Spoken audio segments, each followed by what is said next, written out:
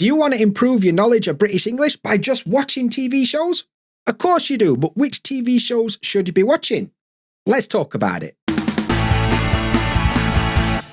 Hey up mate, and cheers for finding this video today. I appreciate that. If you're new around here, my name is Dan, I'm a British English teacher and I'm here to help you boost your confidence so you can use English to do more cool stuff in your daily life.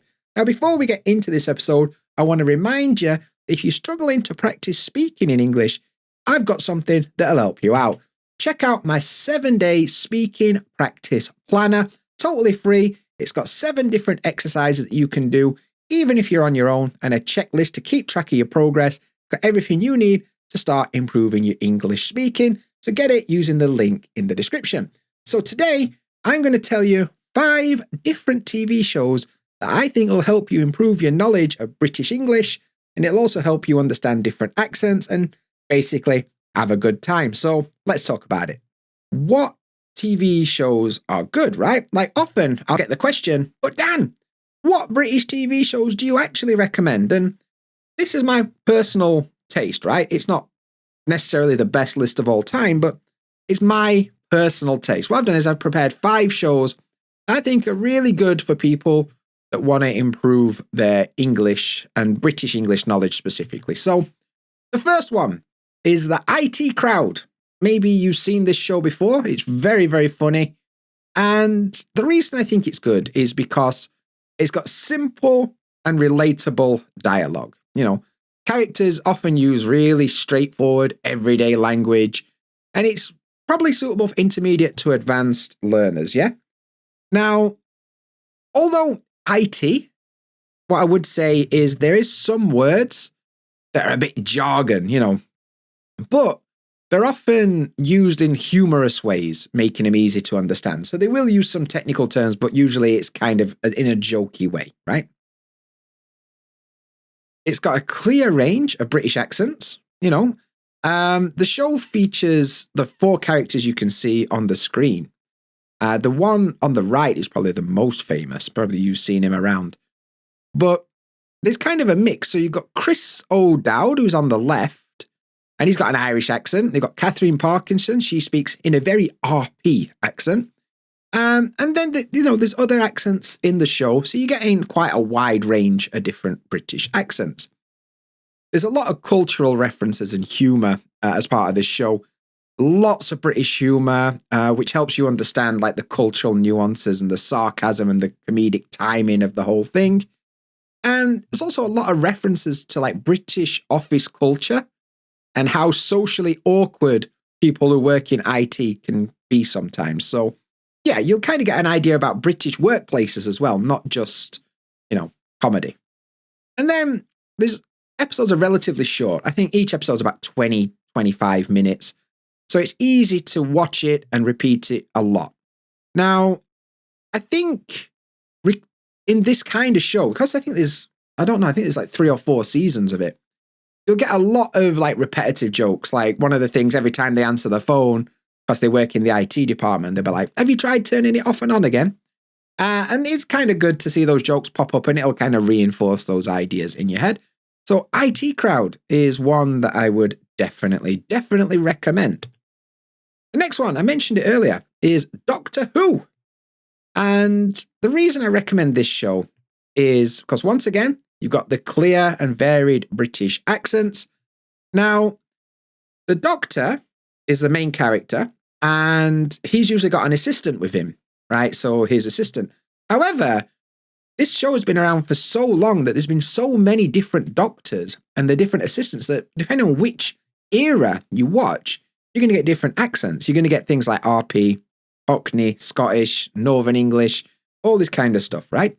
So I think it's really important if you want to get used to British accents that you watch something like this. You're going to get a lot of rich vocabulary across genres, right? So what this means is Doctor Who, although it's a science fiction show with time travel and all this kind of other good stuff, it also covers things like history and human relationships and ethics. There's quite a lot of interesting storylines that get developed. So you are going to get exposed to advanced vocabulary as well as everyday conversational English, all in the same show. So I think it's pretty, really valuable piece of entertainment.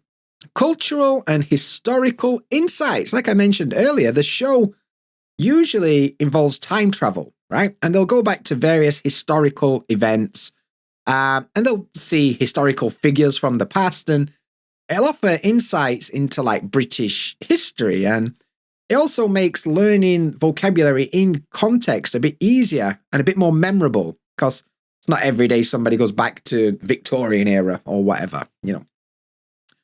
And I think another thing that's really good about Doctor Who, it's engaging and accessible storytelling. Like, it's got humor, it's got drama, it's got adventure, it's got a bit of everything.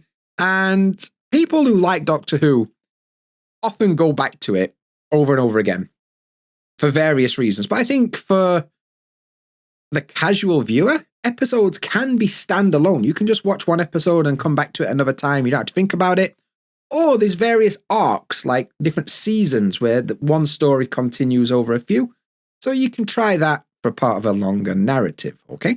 Now, the next one. I absolutely bloody love this. It's called Kunk on Earth, right? So, Kunk on Earth is kind of like a mock historical drama hosted by somebody that doesn't know anything about history, right?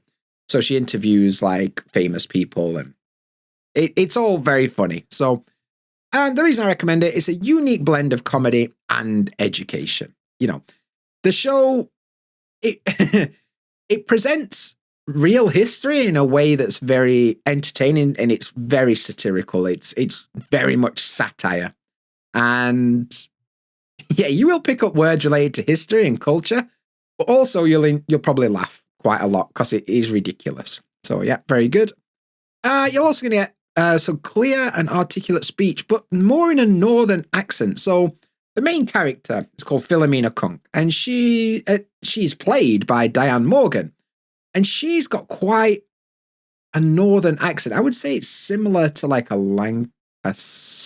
Lancashire, maybe. Not sure exactly where it's from, but it's definitely Manchester-ish, you know. And it's tricky, but you'll get used to it pretty quick because she is quite clear. So yeah, it's pretty cool. Nice. So the next thing I'd recommend this for is British humor and satire, right? So British humor and satire. Now, we mentioned earlier, British humor is a bit weird. Like, if you're not from the UK, it can be hard to work out why British people are laughing at this stuff. But I think this is a really good introduction to British sarcasm and irony and the fact, something we call deadpan, which is where they say something that's obviously a joke, but they show zero facial expressions that they're joking, like a poker face, if you like. And I think it's a great introduction, to be honest. And understanding these concepts will make it easier to understand other British comedy shows if you want to go and watch them at a later point. And you wouldn't expect it from this show, but she actually does interviews with experts, and she gets real world experts responding to her ridiculous questions. And there's like this contrast between like the person they're interviewing is usually very formal, very well educated, like an expert in their field, and she's an idiot. And British people like this. I don't know why. But you can also get to learn something. I think there's an episode that she did with Brian Cox, the astrologer. And he's so good in it because he explains a really complicated topic in a really simple way, but she's an idiot at the same time, and it's very funny. So yeah, Kunk on Earth, highly recommend. The next one that, although I haven't watched very much of, it's the one that everyone talks about, and that is Peaky Blinders.